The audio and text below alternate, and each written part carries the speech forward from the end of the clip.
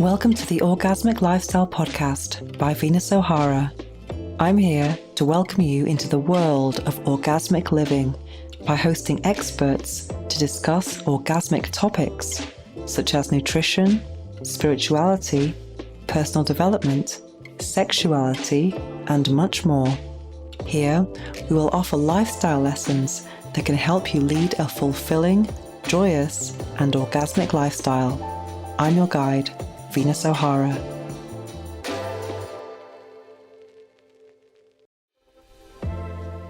Welcome to episode 79 of the Orgasmic Lifestyle Podcast with Venus O'Hara.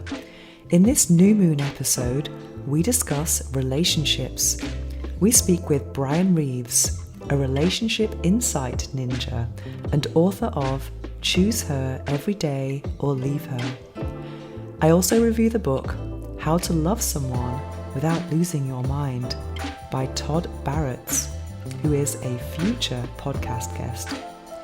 The episode ends with a guided meditation with affirmations for love. But first, let me share with you my opinion and experience with intimacy and love. I've really been looking forward to sharing today's interview with you. Our guest today, Bryan Reeves, is the author of Choose Her Every Day or Leave Her. I read this book earlier this year. I also reviewed it on this podcast. And when I read it, it felt like I was tapping into my soul's desire. It was a strange sensation. Obviously, the title is very appealing and intriguing.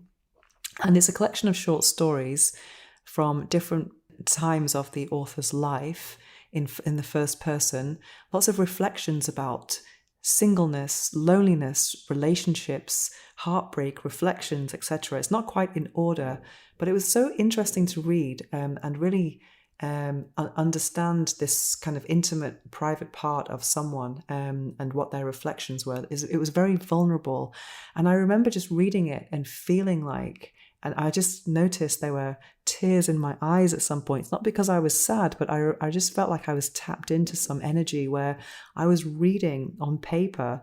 Well, it wasn't paper, actually read it in digital version, but I was reading everything that I wanted in my own life. And it made me feel like part of me sad that I didn't quite have it, but also happy that what I want is not strange and it does exist. And I'm not the only person who craves certain soul connections in my intimate life. So it was very I was very sad when the book ended. Actually, it was like saying goodbye to a friend, because I did really enjoy having my reading sessions every morning with my coffee. That's when I usually read. When it was over, it was like, no. So then I actually got to speak to the author, which was amazing. That's the best thing about having a podcast, is reading someone's book and then actually interviewing the author to kind of continue the conversation and share some reflections, which I'm really thrilled to share with you today.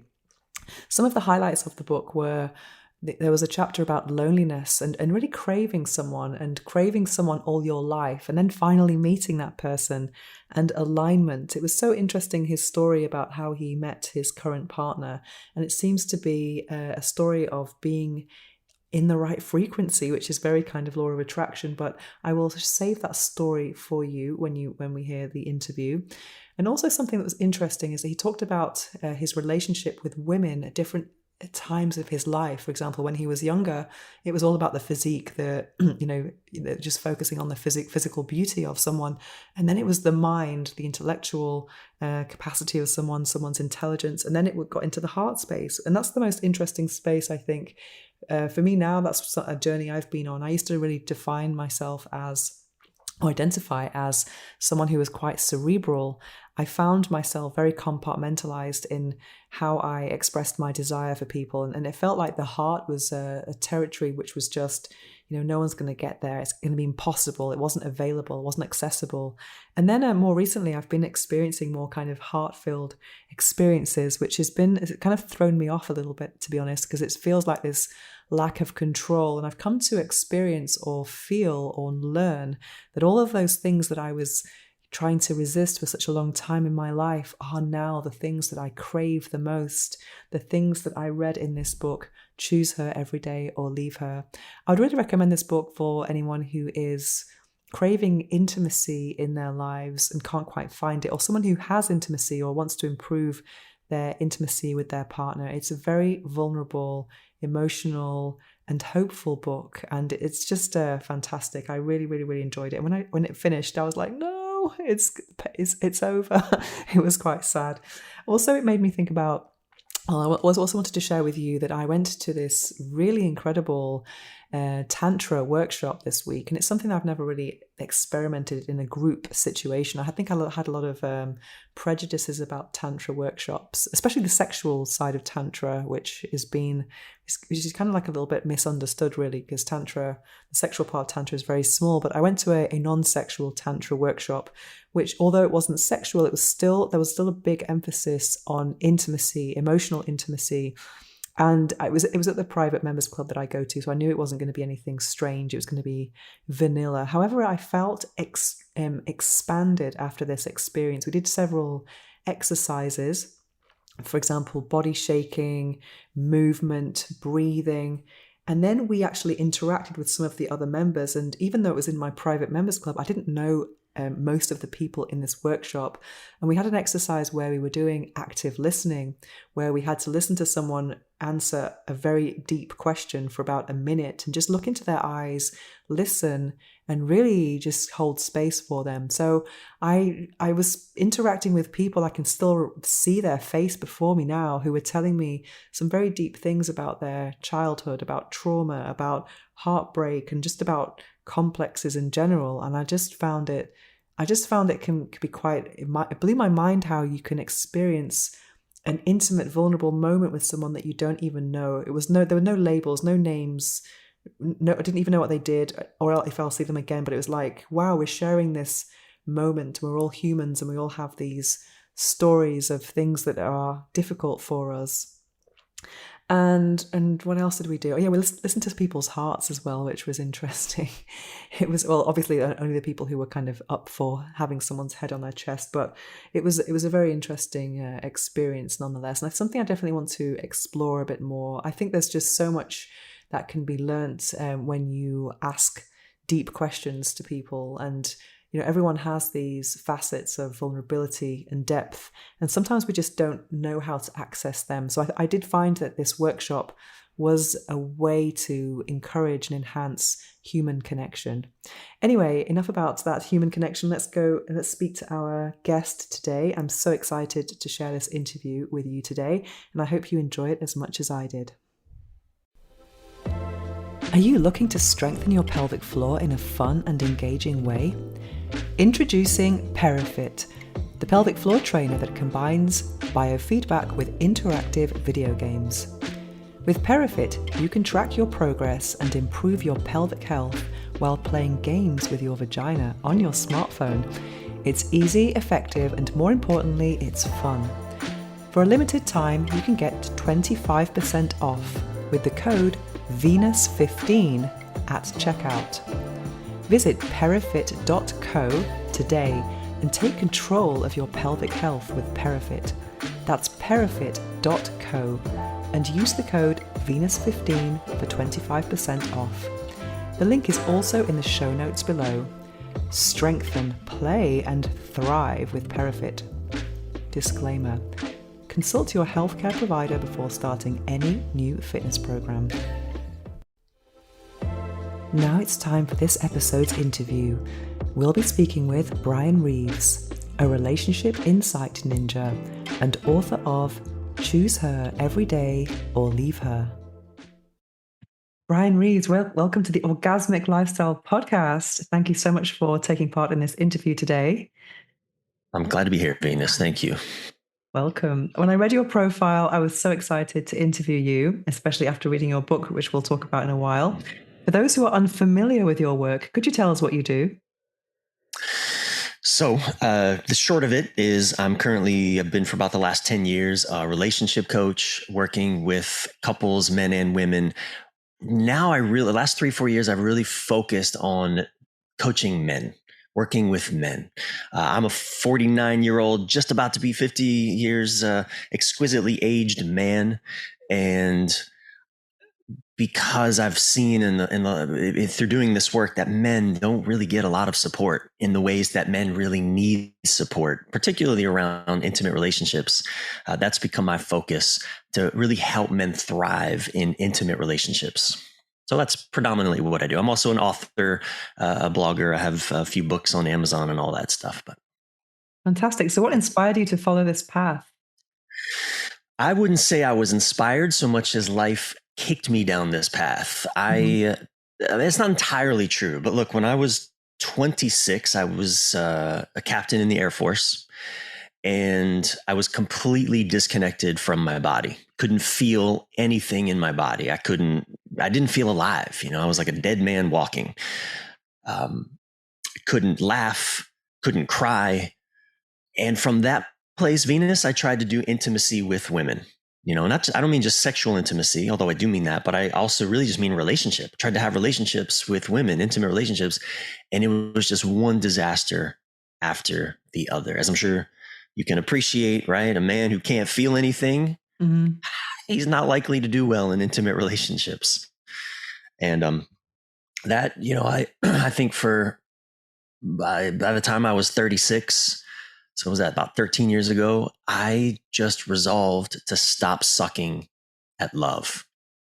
This can't be my destiny to suck at this for the rest of my life. And so I just started throwing myself into the study of intimacy, of relationship, and studying with world renowned teachers, and, you know, reading all the books, and working on myself predominantly. And in the meantime, I'm blogging about it. I'm writing about it. This is 13 years ago.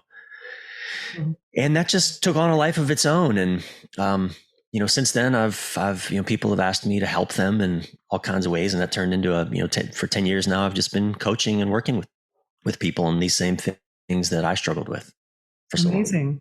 I've just finished reading your book, Choose Her Every Day or Leave Her. It's one of the best books I've read in a long time. I have a whole shelf here of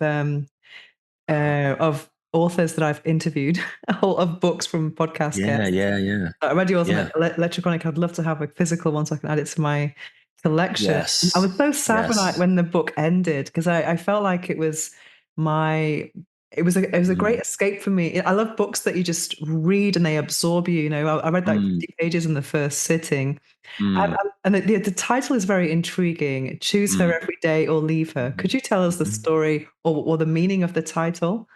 Yeah, choose her every day or leave her. That was born of a revelation. So this happened in my early days working with couples, and I started to see this pattern. I started to see through the people I was working with. You know, that's one thing I love about being a coach, is I learned so much about myself through working with people, and having real conversations with people, what people are really going through. I had these aha moments like, oh my God, that was me. I did Mhm. that.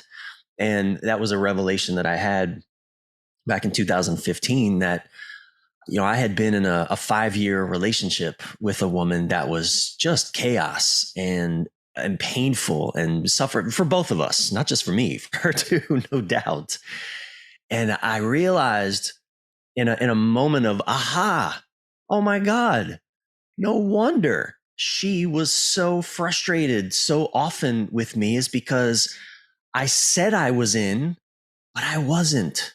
I Mm, actually wasn't all in. So much of my behavior, of my actions, demonstrated to her that I actually was not both feet in on this relationship.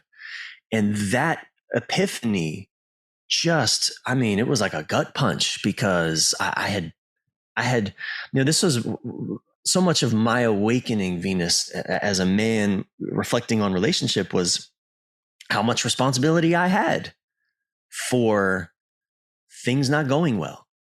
And I think a lot of men take too much responsibility. We over, you know, some men will shut down, like the nice guy really shuts down, and like, it's all my fault, things suck, and, you know, all the shame we'll heap upon ourselves. But that's not what I'm talking about. I mean, we men have so much responsibility that we ignore, or just are ignorant of, really, and why our relationships aren't working.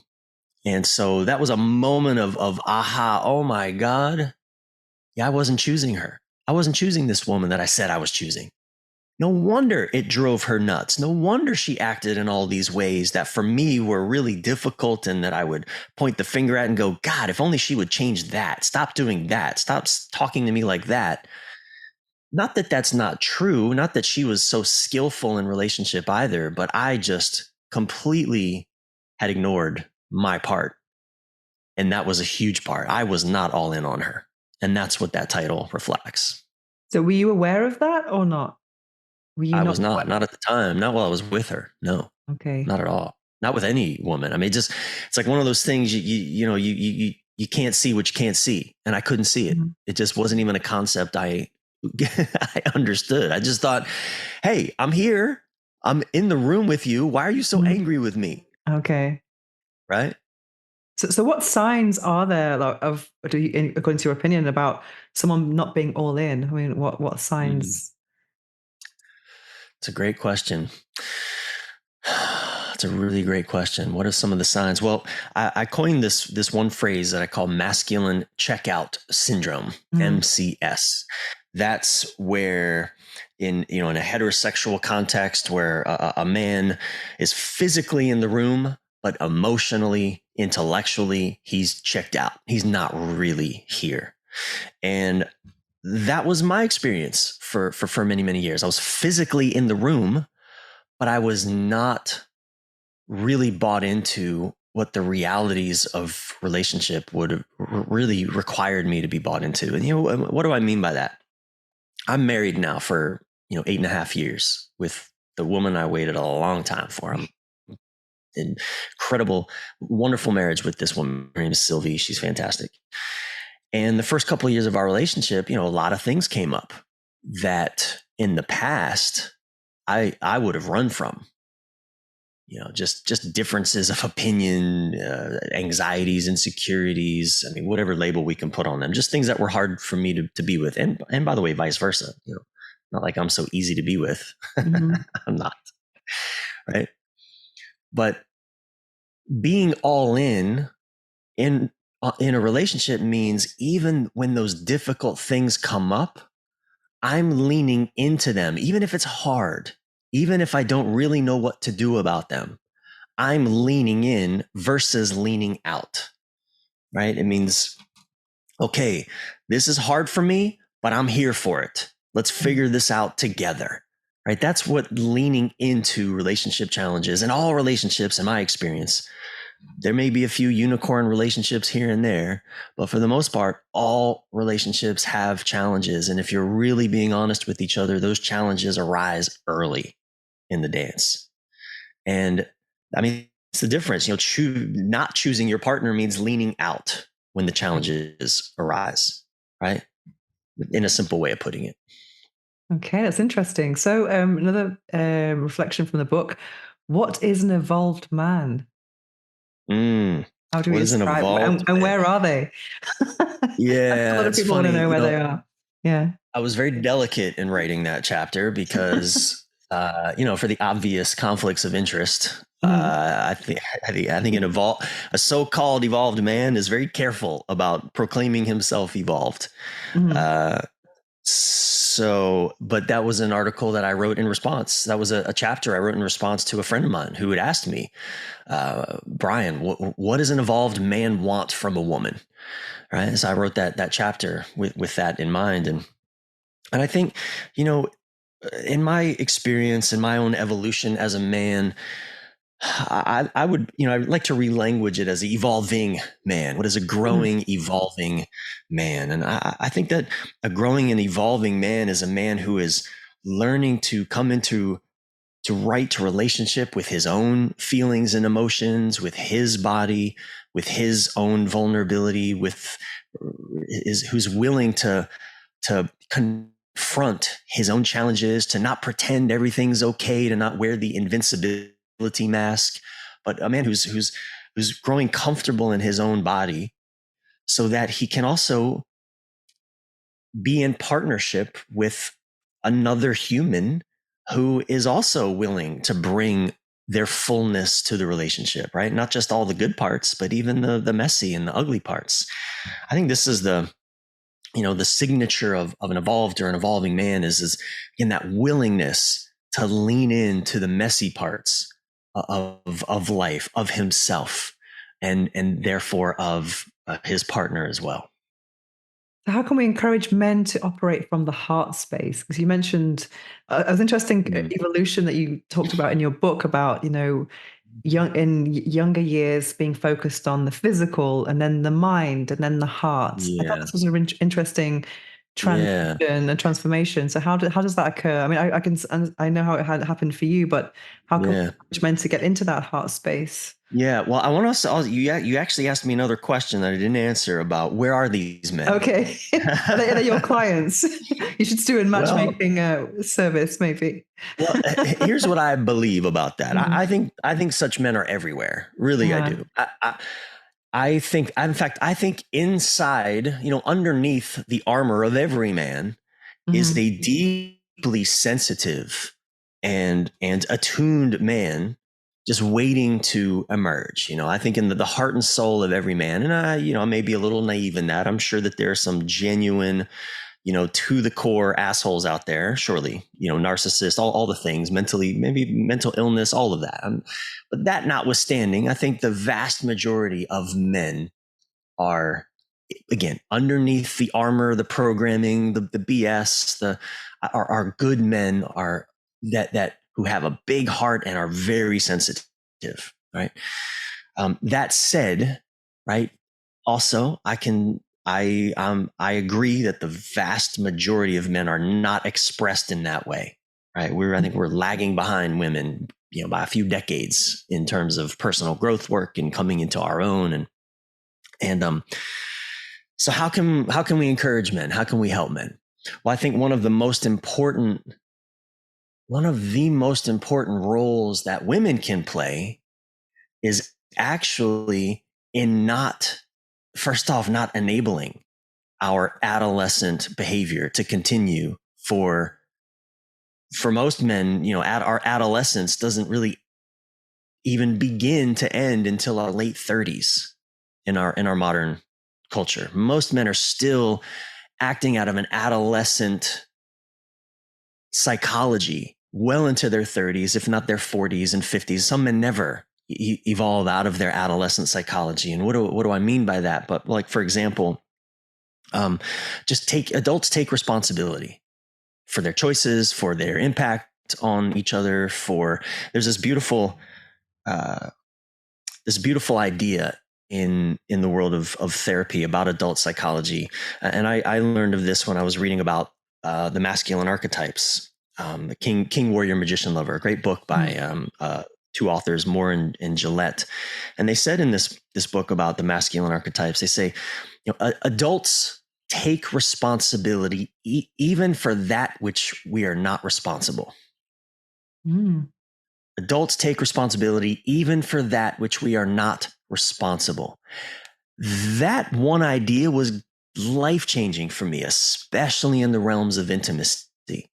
Because one of the things that the adolescent male does is refuse to take responsibility unless I'm fully bought into it's my fault. Mm. Right? You see this a lot even in the manosphere these days. There's this whole, fuck your feelings, especially in the US. I don't know about Europe, but in the US, there's a whole movement of fuck your feelings. I'm not responsible for how you feel. Don't make me responsible for how you feel, et cetera, et cetera. And again, that is not a relational stance to take. Right. Mm. That is a product of a hyper individualistic, even again, as I say, an adolescent psychology. So don't enable that behavior. Right. And I think, women learning to continuing to step into their own empowerment, their own self-expression, learning to have boundaries, to say no when it is a no, whatever that means, whether it's to, I remember when I met my wife, I wanted to take her on a trip, like within months, to meet my parents and all my family. I was so excited. I just met this amazing woman. We're 2 months in. And she said, no. She said, Mm. no, I'm not ready for that. And I was devastated. Mm. You know, how could you not be ready for this? Is sort of my, what do you mean? This is going to be amazing. A 2-week whirlwind tour. And she was like, this is a no for me. It's too much, too soon. And that challenged me to take a breath, to slow down, to meet her at a pace she was comfortable at. Right. And it was hard for her because she wanted to please me, wanted to not push me away, wants to say yes, wants to be a, you know, in whatever, a good partner, a good woman, all that, whatever. But being a good woman doesn't mean saying yes to whatever I ask her. It means being able to lovingly, kindly, firmly say no Mm. when something is a no for her, and then allow me to be uncomfortable, for example, allow me to just have my experience inside of that. Anyway, I'm putting a lot of words on this. I know, I think in the chapter that I wrote, I think there's like 3 or 4 specific things that I say Mm. about like how to get a man into his heart. Yeah, I think it's Um, about like leading by example you were talking about, and so I wonder yeah. sometimes, as in my own experience of sometimes like if I'm very emotionally involved, I can cry quite easily, and I feel really ashamed and embarrassed about that, Mm, and I'm not sure if mm. that's a good thing, if I'm freaking someone out, or if I'm just like Um, showing how how touched I am by the situation. So sometimes I'm like, oh, so it's really oh, hard. I mean, Venus. yeah. It's so important that you let yourself cry, Mm. that is leading by example, demonstrating. Well, there's 2 parts to that. One is, and my wife does this beautifully as well, is my wife cries harder than anyone I've ever met. Sometimes she'll cry so hard, all of a sudden I'm not sure. Wait, are you laughing now? What's going on? What's happening? I'm not sure. um, but first, that the capacity to be emotional. I mean, a man that can't feel much or can't feel a lot is going to choose a woman who feels a lot Really, that sounds like a because, mystery to me. I can't. Wow. because we're all seeking wholeness. Uh, And when we have repressed or disconnected from parts of ourselves, and we all have, men and women alike, everybody, it's just the human condition. But for men, in this case, we're talking about emotions and connecting to your body and your heart and your feelings and all that. most most men that don't feel a lot or struggle to feel alive or enlivened, they're going to choose a woman who brings them enlivenment, and wow. she's going to bring enlivenment through her big feelings. Now, it's a troubled relationship because, again, a man who's repressed that side of him will be both attracted to a woman who's expressed, but he will also, just as he was repressed it in him, he'll then try to repress it in her. Mm. Right? That's the tragedy of this. When we're not aware that we're doing it, that's when it ends up happening. Mm. In the same way that, for example, a woman who, let's say, had an emotionally unavailable father or mother, right, was really starving for emotional presence from her parent or significant parent, she may be drawn to a man who likewise is emotionally not present, not available, but all the while she's going to be longing for something that he's already demonstrated he can't give, in a way, right? So it's like she's because she's seeking wholeness, she's seeking to heal that part of herself, and unconsciously choosing an actor to play a role, right? If I can just get the love I want from this person, then I'll be okay. I'll heal that old wound. Again, it's not a Mm. conscious thought. It's a very primal response to an old wounding. Mm. And yet, again, that person has chosen to play a role to heal this old wound, and they're going to play the role perfectly, which is, I'm not going to give it to you.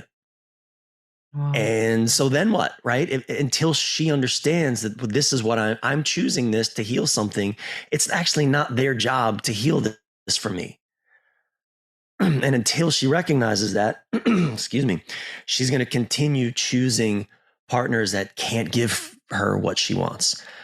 Coming back to the guy that's shut down in his emotions, he's going to keep choosing women who bring bring emotions, But in the same way he's repressed his emotions, he's going to want her to repress hers. But if she does repress hers, it's like, he'll say things like, you're too much. Don't act crazy. Don't make shit up, whatever. You're too much. That's kind of the message. You're too much. You feel too much. You cry too much. You whatever. Mm. Some men, even you laugh too much. I remember working with women over the years who told me, they would sit as little girls, they'd sit at the breakfast table and they'd giggle, and dad would get angry, Mm. send them to their rooms because they're laughing, or making faces. They're having fun. And it was too much for dad. So, she shuts it down, but now all of a sudden she's not enough Mm. for him. Right. That's the dilemma. So, Venus, what I am beg of you as a man, for the sake of other men, not Mm. you, of course, but for other men, feel what you feel and don't allow him to diminish it. Mm. This brings me to my And I next don't question. mean, Yeah. Yeah. yeah, and I don't mean be I don't mean, turn critical and blame him and shame him for no. Just, it's I cry, and it's not okay for you to diminish that. It's not okay for you to dismiss that. I'm going to cry. I'm going to feel lots of things, and you don't have to do anything about it. But what's not okay is to tell me it's not okay. Yeah, because sometimes it's not just about telling you it's not okay, but this brings me to my next question, which another part of the book which really resonated with me was about conflict and the feminine need for connection, the male need for freedom, and when in conflict, the female focuses on feeling and the male on logic. That's kind of sometimes where I found um, Yeah, this kind of some discomfort or this kind of lack of compatibility. And yeah, yeah, so I didn't know it was a thing. I thought it was just me. I was like, oh, wow, it's a thing. yeah, So how can we yeah. encourage men and women to actually understand each other more? Because it's kind of like if you're feeling a certain way, it doesn't kind of make sense to the male logical mind, Correct. because they weren't doing it out of spite or with a bad intention, but these feelings are kind of like not kind of told, but kind of like not validated. Yeah. Well, I think, in my experience, there's no getting rid of that difference. Mhm. In every couple I've ever worked with, including same sex couples, there's this gap. There's this difference between the partners. And it's this clash of values, freedom versus connection. There's always this dance of values at play. And on the surface, they seem opposed to to one another, right? Freedom seems completely opposed to connection, because when we're connected, there is no freedom. We're stuck in this bond of connection. And when there's freedom, I get to do what I want to do. I don't have to worry about what you're doing or what you think, or that's that's freedom. I'm not connected. And there's, in every relationship argument, there's what I call the two objections at play. There's the freedom objection and the connection objection. And what I mean by that is, also known as the masculine objection and the feminine objection. But I know those words can be tricky for people. So I just call it the freedom objection and the connection objection. And what I mean by that is the freedom objection in almost every argument, one partner, and it can switch, it may not always be the same partner, but one partner is taking a stance for freedom from something. Let's solve this problem because I feel trapped by this problem, right? Let's solve this. Let's fix this, because once we fix it, I'm free of it, right? And you're free of it too. Freedom. Let's be free of this problem. Also, that can also sound like, don't tell me what to do. Mm. Stop trying to control me, right? Because why? If you control me, that means I'm not free. Mm. And freedom is my value, at least in this moment. Again, that's not the words we use, but that's underneath. It could be an argument about how we're going to spend money, right? Or take care of the kids, or hell, even where we're going to go eat for dinner. I mean, these arguments arise all the time. And the other partner is a stand for connection. What I mean by that is the connection. It may sound like, don't, again, it may not be these words, but underneath the words is, don't leave me alone in this, Mm. right? Be with me in this. Don't abandon me. Care about my feelings. Mm. right? Freedom has nothing to do with that, right? Caring about my feelings has nothing to do with freedom, at least not on the surface. Saying, don't leave me alone in this is like saying, again, this is all the subtext that when we're not aware of this, it's just a disaster because we're not even arguing about the same things, Mm. right? But when we can realize, and this was again a great revelation for me because I was always, I was in this relationship once, that 5-year relationship that I was in, that was just chaos. We got trapped in this all the time. And I was always that unconsciously in the freedom stance. Don't tell me what to do. Don't control me. Don't, you stay out of my lane, right? Mm. I won't tell you what to do. Don't you tell me what to do, right? So freedom, freedom, freedom all over the place. And let's solve this. Let's fix this. Well, that's not where she was coming from. And, our arguments would get heated such that, okay, I have to leave the room. I need to get out of here. We lived in an apartment and I would start to head for the door. Like, I can't do this anymore. Like you know, I'm feeling trapped is really what was happening for me. I'm trapped. There's a problem here. I can't solve it. I don't know what to do. This sucks. I'm out. Mm. Well, Venus, would head for the door and lock it. So I couldn't leave. But literally, she would lock it so I could not leave. Why? Because her value was connection. And Mm. if I leave, we're not connected anymore. At least if we're staying and we're fighting and we're arguing, it's not a healthy connection in the same way that me just running out the door is not a healthy freedom. I don't really feel more free. I just feel released from this moment of tension, but I'm not actually any more free in my, heart, mind, and soul. I'm just on the other side of the door, not arguing anymore. Mm. Right. Likewise, her locking the door and not letting me out was her way of a very unhealthy connection. But at least it's something. At least we're connecting still in her mind, Mm. right? So, and I often felt, Venus, like there was nothing I could say that would free us from the problem. Mm. That was the problem. That I was looking to free us from the problem rather than help us get connected again. I wasn't looking for connection. I was looking for freedom and completely missing what it was that she was needing in that moment. By the way, vice versa, she was completely missing what I was needing in the moment. Right? She could have certainly helped me in certain ways with certain language, but it's, chicken or what is it? Chicken or egg? Who goes first? It doesn't matter. Just someone's got to go first. Mm. Doesn't always have to be the same partner, but one person. See, what I've learned since then, with my wife, it's very easy for me to now, when we start to get into a disagreement or that in the past would explode, past relationships would just get out of control. And now we're arguing and I'm wanting to split. No, now it's as simple as, look, take a deep breath, honey. I love you. I'm with you in this. Your feelings matter to me. We're going to figure this out together. Mm. Right. I'm saying a few sentences that honor her connection value. And by the way, I value that too. It's just that I tend to come to connection by feeling free first. Like I don't want to be forced into connection. Mm. Right. But it doesn't matter when I can say those words like that.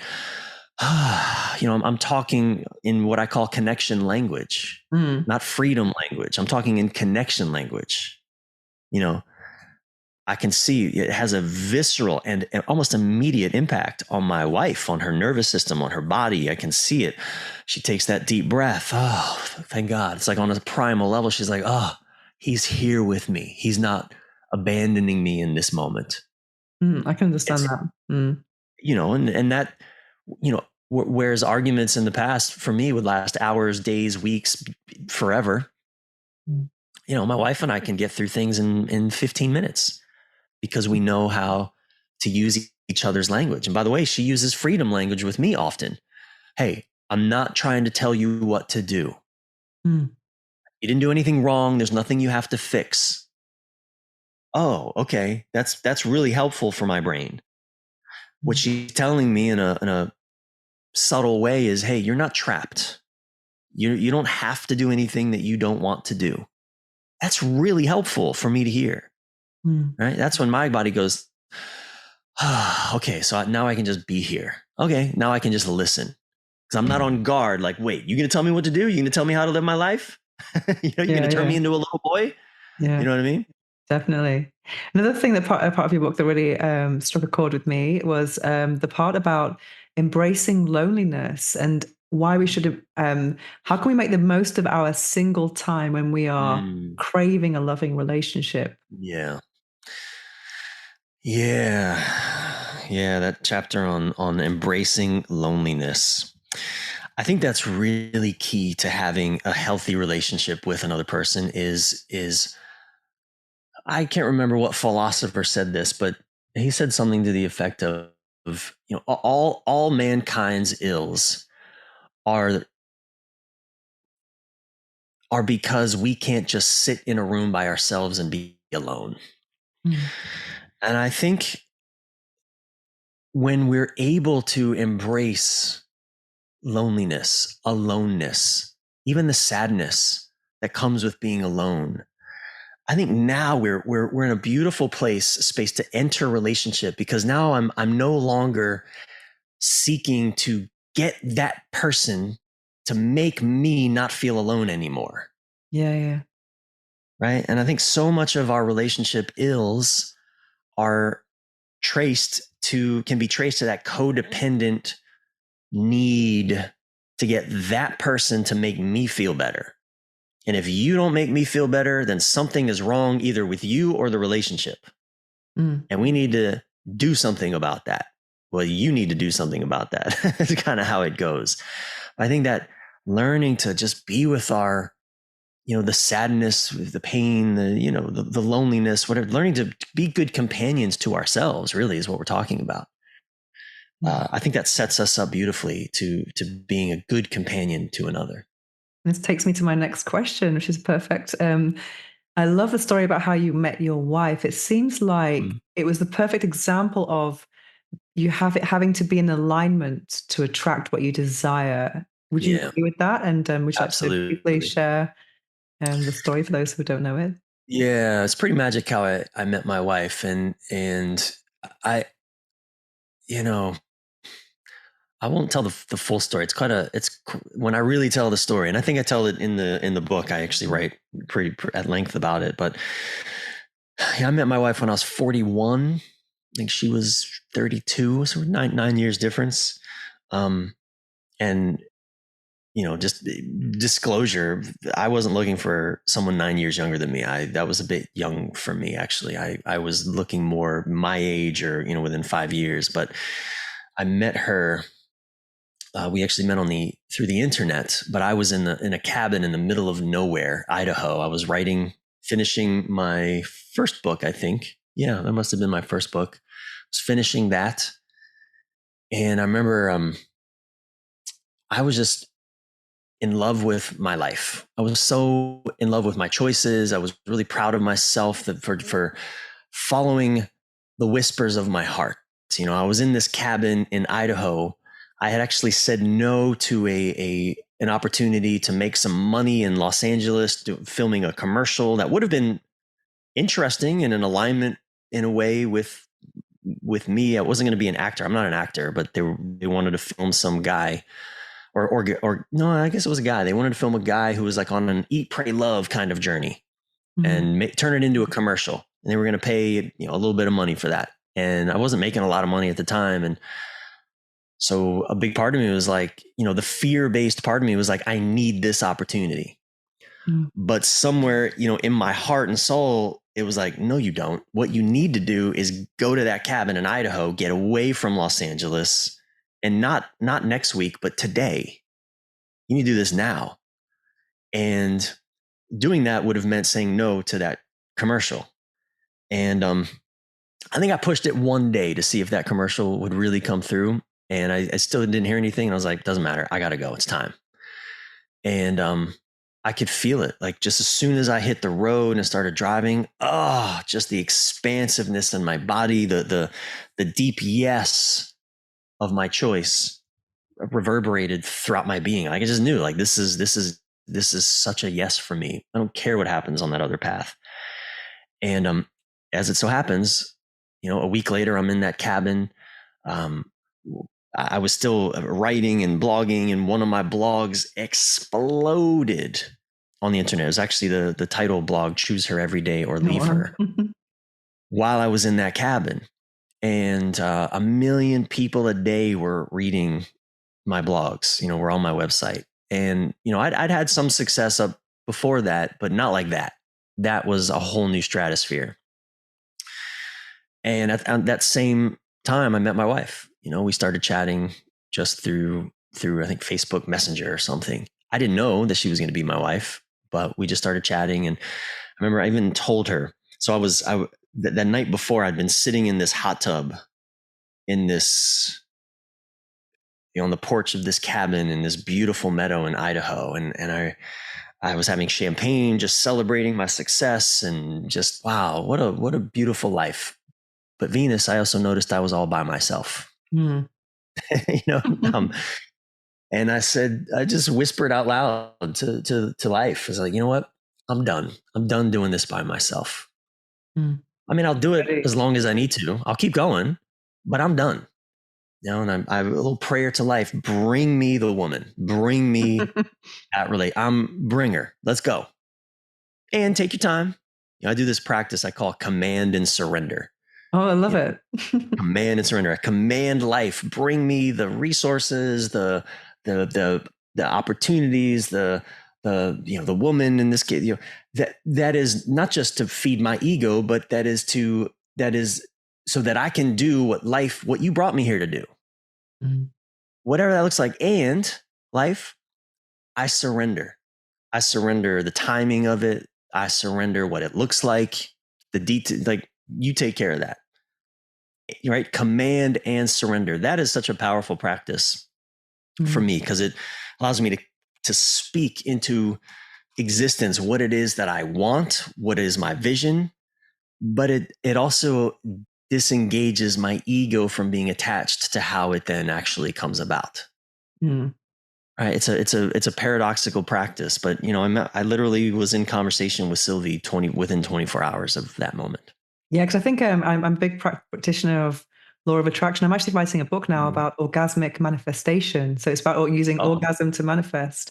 And yeah. I've recently, everyone talks about being specific, but I've learned the joy or the power of being non-specific about your Mm, goals. Because sometimes it can, mm, when you're specific, it might not be the right thing for you. And when you allow a bit of mm. flexibility, then you can be Yeah. surprised, and then it can be something unexpected. Something you would never write down on a vision board.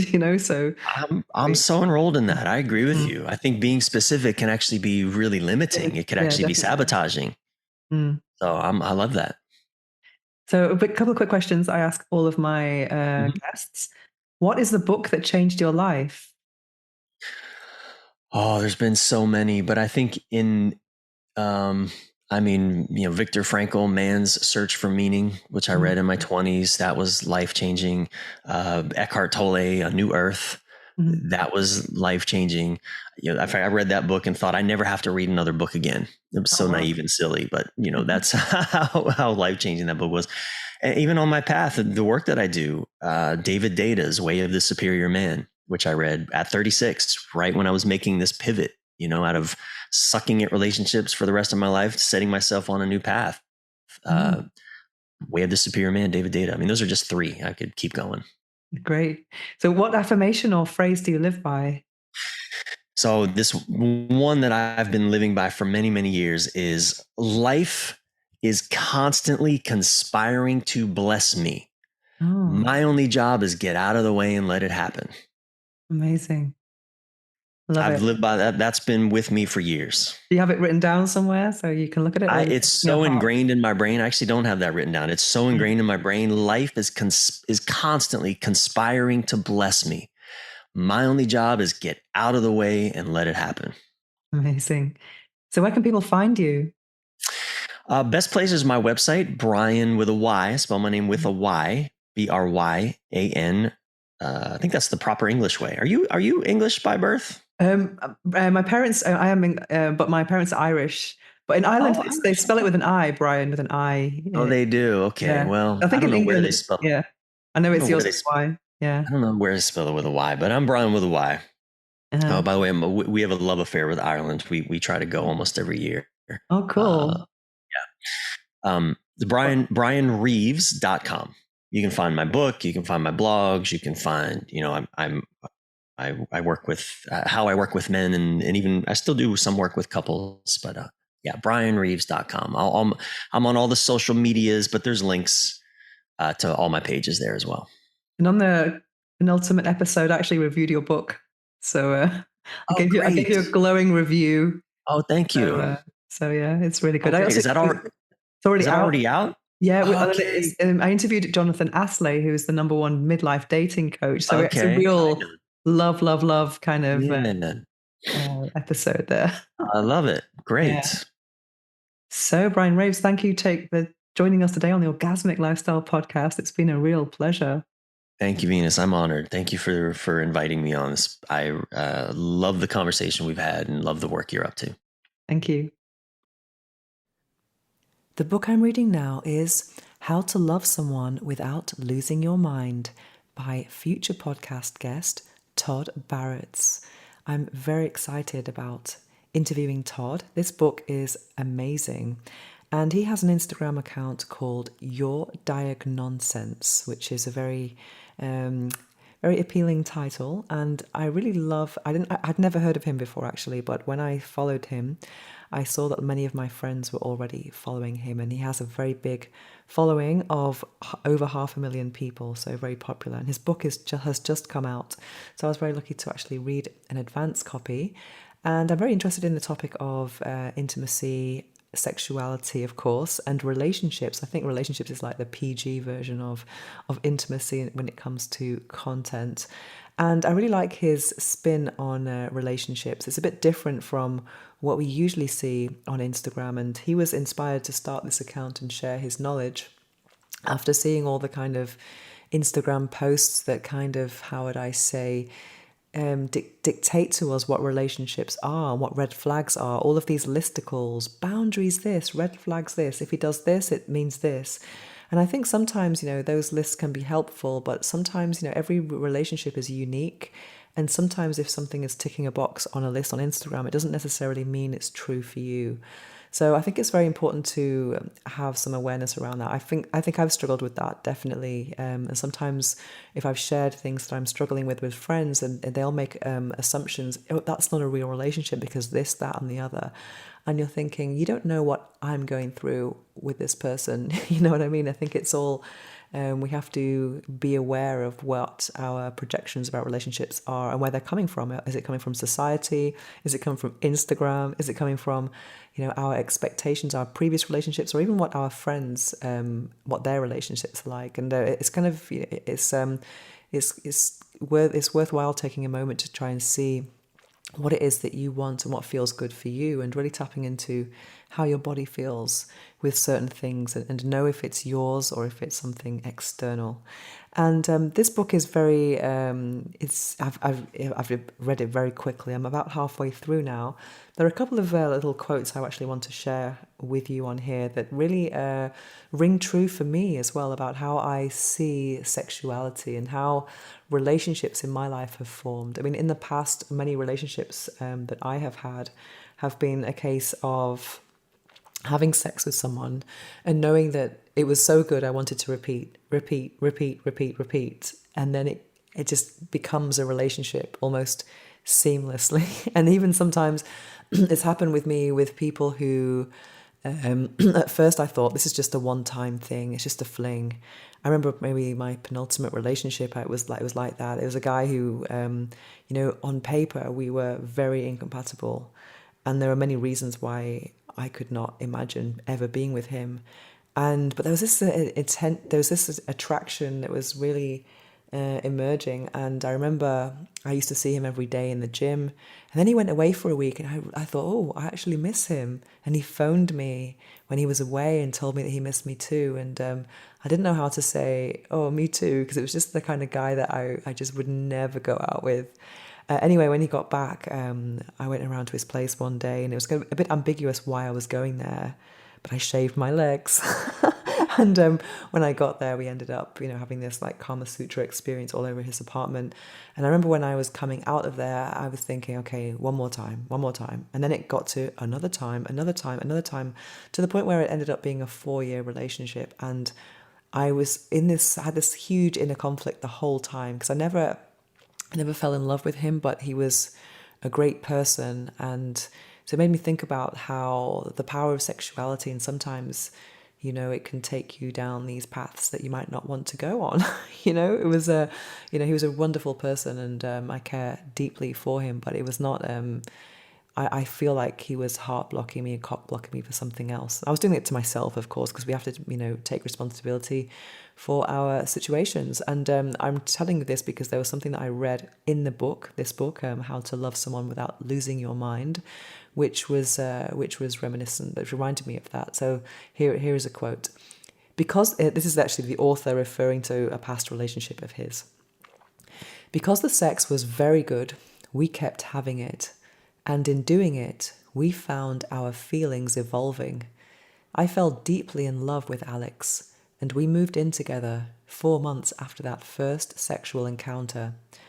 Sex continued to be an aspect of our love that felt wonderful to connect over. But it didn't diminish our emotional connection. Rather, it only intensified it. If I'd been following the presiding rules of our culture, which say that sex isn't a good foundation for a long-term attachment, I would never have met my first love. And I can say the same for me. I think sex has been one of the kind of one of the foundations of probably most of my relationships, actually, except for one, which was probably one of my worst. I thought, oh, maybe I'm putting too much emphasis on sex. And I just went down this other path of being with someone who was incompatible. And that was soul destroying. It made me feel so bad about myself. It really killed my self-esteem. And so I do believe that, it depends on how you see sex. Sex is a very personal expression. But for me, it definitely is an expression of love, or it can be. And, once sex becomes emotional, it just takes on a whole life of its own. For example, with this guy, it was just, at first it was like masturbation, but with a body, with someone else's body. But then it got to the point where I was gradually becoming more and more affectionate. And then when I get to that point, my heart's in, and I'm kind of like, oh my God, I want more and more of this. But it was, yes, so maybe being aware of how that plays out for me, I have to think, I should be careful about who I have sex with, just in case it's good and I want more and more, and it might, it might take me down a path I don't really want to go down, if I'm thinking about it in a logical way. Because I do think sexuality and libido is a little bit like drunkenness. When you have this really strong desire for someone, it can really cloud your thoughts. And you make decisions that you might not make if you're not under that spell of sexual attraction. And also I want to read another quote from this book, which is about sex as a love language. And this also is a bit of a continuation of what I've just read now, but it feels very true for me as well. Let me read this. Hang on. Where is it? Okay. The reality is that sex can indeed be an expression of love, a physical manifestation of emotional bonding and intimacy. When shared between two consenting adults in a safe, respectful, and affectionate setting, sex can amplify feelings of love, deepening the connection between partners. Sex is a love language that conveys feelings that words may fail to capture. In this sense, it's not merely a physical act, but a profoundly emotional and psychological experience that can contribute to the quality of a loving relationship. This is just like, I could have written that, not in a, this is exactly how I feel about sexuality, and why I think it's just so important and so beautiful, because it really can be a feeling of love, or an expression of love, more so. And as I was saying earlier, I met someone in this tantra event, and he was saying the same thing. Actually, some guy, I don't even know his name, but he was talking about how he couldn't express himself with words with his ex-girlfriend, but when it was he expressed it through sex, through touch, and physical affection. And he talked about when he had an argument with this girl, and then it got to a point where they just hugged for a long time in an evening, fell asleep. And the next morning, when they got up, she continued with the argument, and he was thinking, wow, but we just hugged, aren't we in peace? So I think there's a real power in physical touch. It's like a reminder. I just think it's like a reminder that I'm alive. And recently I actually took a few days away from my life and went to nature to contemplate what I want in life. And it made me think about sexuality and what it means to me, and why is it so important to me? What does it make me feel? What is the desire behind wanting to have a fulfilling sex life? And it made me think about, how I've viewed sexuality throughout my life. And I think for me, it really does make me feel alive. Like it's a reminder that I'm alive, and it makes me feel incredibly present. Like nothing else at that moment matters. It's just when I'm really in the zone, and also I feel connected with the divine. Even before I felt spiritual, there was some kind of plugging into the universe sensation, even though I didn't really have that vocabulary before I was spiritual. Even if I was with someone I didn't really love or anything, it was just like this, aliveness. And I actually shared this with someone in the Tantra workshop I went to, and it was actually a girl, and she asked me, is there anything else that makes you feel alive? And I said, eating. I think eating is also a moment of feeling alive and just feeling joy and euphoria and just being grateful for this wonderful, wonderful gift.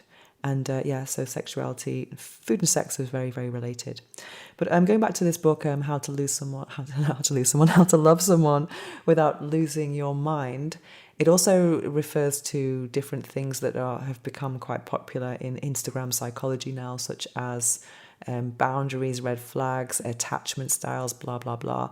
And sometimes, these labels can have, some insight, can give some insight, but also it can limit you.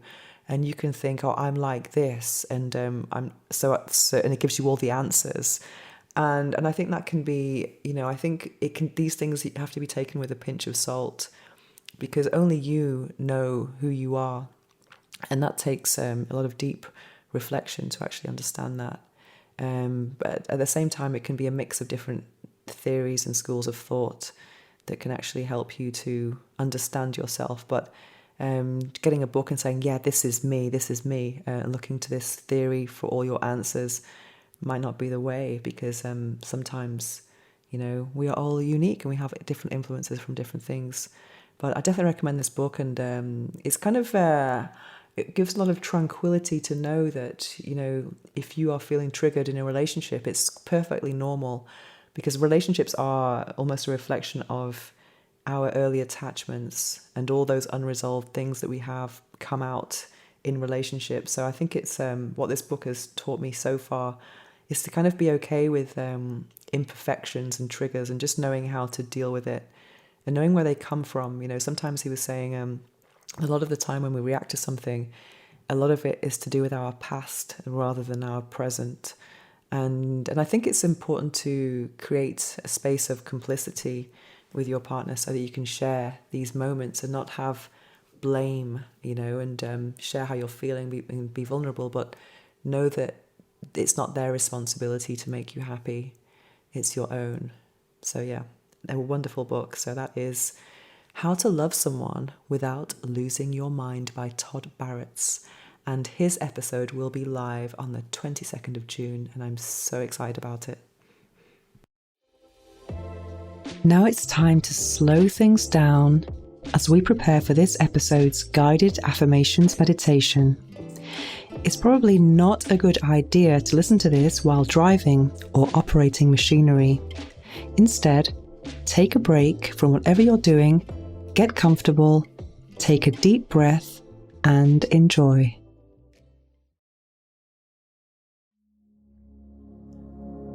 I am love.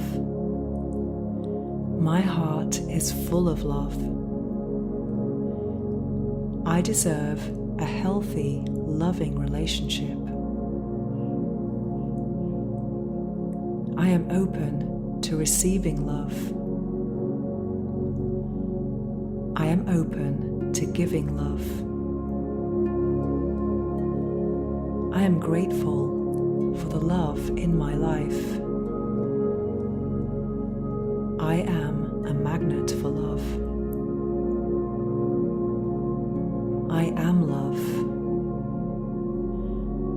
My heart is full of love. I am surrounded by loving and caring people. I am attracting pure, honest, and genuine love.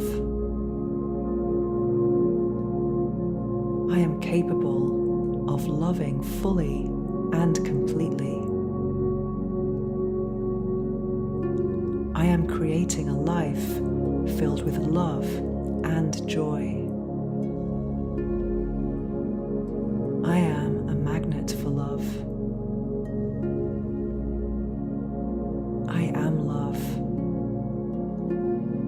My heart is full of love. I am a beacon of love and light. I radiate love. I am open to new and wonderful relationships. I am at peace with my past and open to love in my present. I am a magnet for love. I am love. My heart is full of love. I am worthy of love and affection. Love flows to me effortlessly and abundantly. I attract healthy, loving relationships into my life. I am surrounded by people who love and support me. I am a magnet for love. I am love. My heart is full of love. Every day, I experience more love and joy in my life. I am grateful for the love I have. I am grateful for the love I receive. Love is my guiding force in all that I do. I am a magnet for love. I am love. My heart is full of love. I love and accept myself completely. I am loving and lovable. I am attracting my ideal partner into my life. I create space for love to grow and thrive. I am a magnet for love. Are you looking to strengthen your pelvic floor in a fun and engaging way? Introducing PeriFit, the pelvic floor trainer that combines biofeedback with interactive video games. With PeriFit, you can track your progress and improve your pelvic health while playing games with your vagina on your smartphone. It's easy, effective, and more importantly, it's fun. For a limited time, you can get 25% off with the code Venus15 at checkout. Visit perifit.co today and take control of your pelvic health with PeriFit. That's perifit.co and use the code Venus15 for 25% off. The link is also in the show notes below. Strengthen, play, and thrive with PeriFit. Disclaimer: consult your healthcare provider before starting any new fitness program.